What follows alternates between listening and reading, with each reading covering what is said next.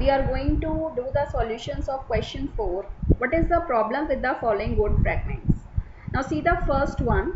पहले मैं आपको टाइप करके दिखाती हूँ, बिकॉज आप जब ये प्रोग्राम देखोगे तो आपको लगेगा इसमें कोई भी दिक्कत नहीं है, बट लेट मी टेल क्या प्रॉब्लम है इसमें. जैसे आपकी बुक में ये टाइप है, I am just writing like that.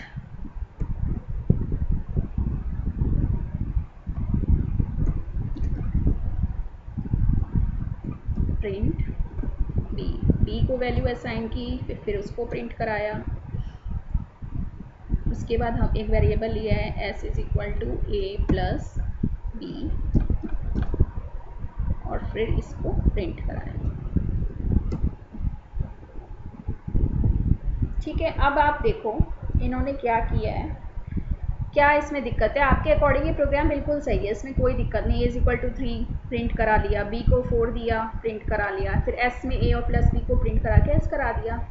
For you it's not, there is not any mistake, but इसमें मिस्टेक है.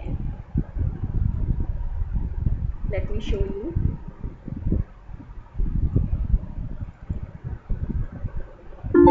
ये देखो आया अनएक्सपेक्टेड इंडेंट. अगर आपको याद हो, मैंने इंडेंटेशन बताया था क्या होता है. इंडेंटेशन जब आप मार्जिन से टेक्स्ट के बीच में भी स्पेस देते हो. जैसे हम पैराग्राफ लिखते हैं तो पैराग्राफ लिखने के लिए हम मार्जिन के बाद भी थोड़ा स्पेस छोड़ के लिखते हैं, उसको हम बोलते हैं इंडेंटेशन.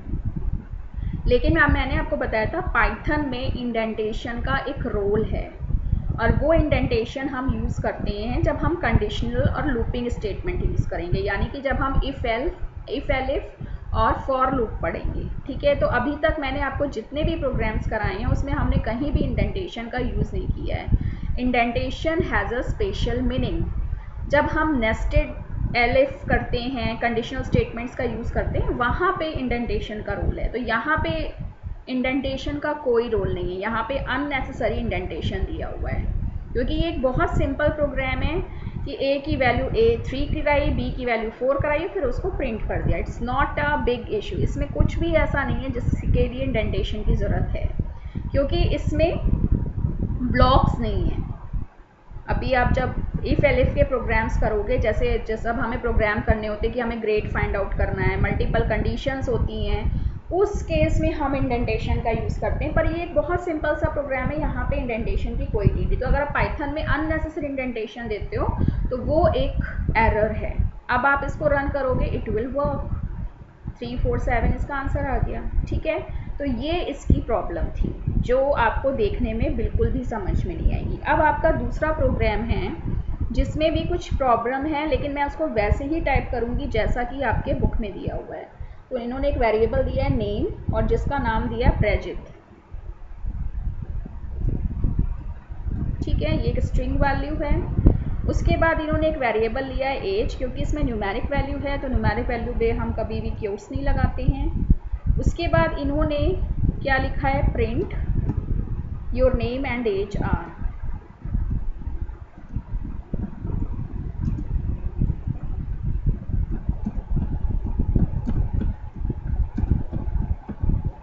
ठीक है, अब क्या किया है इन्होंने, कॉमा, फिर उसके बाद नेम प्लस एज.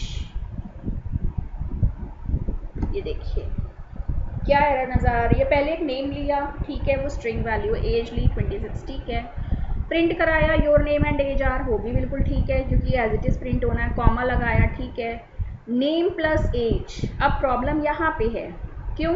क्योंकि नेम एक स्ट्रिंग वैल्यू है और एज एक न्यूमेरिक वैल्यू है. तो आप दो अलग अलग स्ट्रिंग या न्यूमेरिक, स्ट्रिंग और न्यूमेरिक को आप ऐड नहीं कर सकते. ये देगा आपको एरर. यहाँ पे प्लस साइन नहीं आएगा क्योंकि ये दोनों स्ट्रिंग वैल्यू है और एक न्यूमेरिक. अगर दोनों न्यूमेरिक होती नो इशू, लेकिन एक स्ट्रिंग है और एक न्यूमेरिक वैल्यू है, तो ये पॉसिबल नहीं है. तो जैसे ही आप इसको रन करोगे ये आपको एक एरर देगा. ये देखिए आया एरर.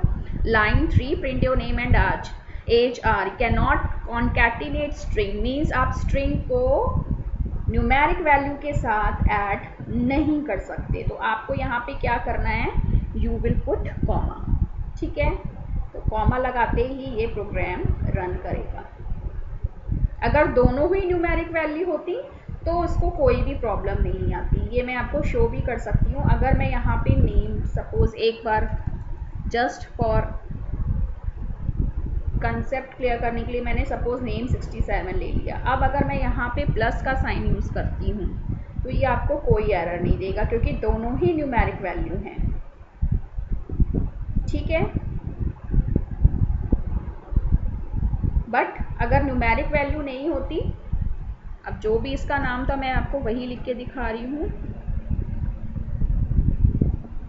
ठीक है, तो यहाँ पे एरर क्या है, कॉमा की, क्योंकि दोनों अलग अलग डाटा। अगर एक फ्लोट होता और एक इंटीजर होता तो हो जाती, क्योंकि दोनों का डाटा टाइप सेम है, न्यूमेरिक है। लेकिन एक स्ट्रिंग है और एक न्यूमेरिक है तो वो ऐड नहीं कर सकता। तो इस वाले प्रोग्राम में ये इशू था। अब हम करेंगे दूसरा प्रोग्राम। थर्ड प्रोग्राम आपका है जिसमें इन्होंने क्या दिया है, ए को इन्होंने एक 3 वेरिएबल असाइन की है वैल्यू। उसके बाद एक वेरिएबल एस लिया है और उसको वैल्यू असाइन की a+10। ठीक है, पहले ए की वैल्यू 3 थी, फिर s is equal to a+10 13 हो गया, s की वैल्यू 13 हो गई। इन्होंने अब क्या किया, व्हाट दे हैव डन, इन्होंने अब ए को एक स्ट्रिंग वैल्यू असाइन कर दी है।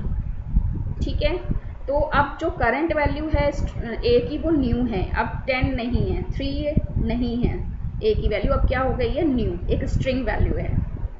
करंट वैल्यू को ही कंसिडर किया जाता है। अब इन्होंने क्या किया, q is equal to a divided by 10 कर दिया। क्या ये होगा, नो। और अगर हम q को प्रिंट कराते हैं, क्योंकि हमें कुछ ना कुछ तो आउटपुट देना ही है।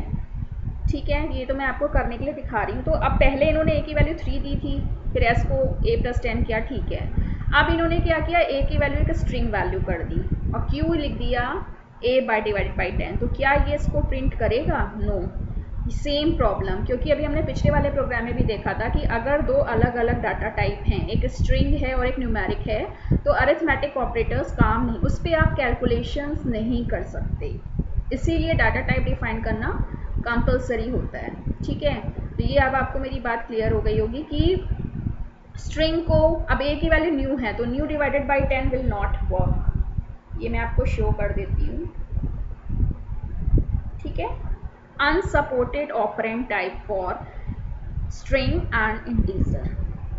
ठीक है, तो ये पॉसिबल नहीं है। तो इसमें यहाँ पे इस तरह के प्रोग्राम्स बहुत आते हैं, तो आपको यहाँ पे मेंशन करना है, because now age value is string value, तो it can not be divided by 10। ठीक है, इसलिए वो उसको 10 से डिवाइड नहीं कर सकता। तो ये आपका रीज़न हो गया। तो इस तरह से आपको तीनों प्रोग्राम्स में रीजंस देने हैं।